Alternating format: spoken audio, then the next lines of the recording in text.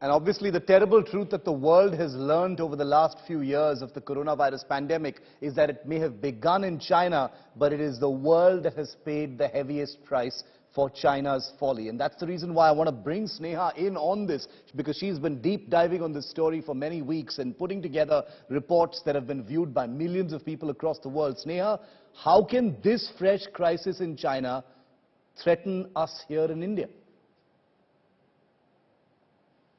Well, that's an important question, given that in the month of October, just about 2 months ago or so, BF.7 was also seen in India. But sequencing in India, as in many countries, has gone down in a big way. So we don't really know how this is playing out in terms of the spread of infection in India. Also, testing is down in India. We do know that BF.7, like the other sublineages of Omicron, actually causes mild illness, at least in people who have strong immunity. So that is one solace we have. But we still have to wait for a couple of days, weeks or so. We know that there is an upcoming festive season and a surge once again, even though a minor one, a wave of sorts really can't be ruled out. It's worrisome from the point of view of those people who've not got their vaccines and are compromised in terms of their immunity. So that becomes problematic if there is a surge owing to this sublineage in India as well. As of now, that really isn't something that we're seeing.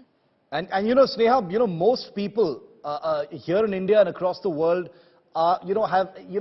had begun to live a post-COVID life. They were hoping that that was the last of it. We've seen the back of COVID. It's over. It's gone. It's behind us. Now the prospect of talking once again about preparing for another wave, wondering about vaccines. What about protection from vaccines that we already have vis-a-vis this potential highly infectious variant that China might once again, gift to the rest of the world? What's the way forward?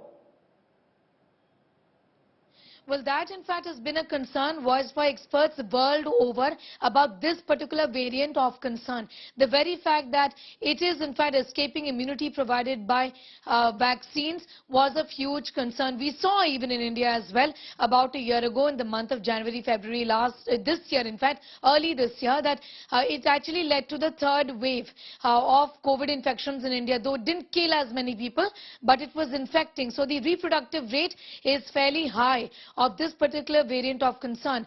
And like we've been talking about, indeed vaccine isn't providing in that sense immunity from the infection per se. But yes, vaccines continue to protect from severe infection, and that again is something that we need to look at very, very closely.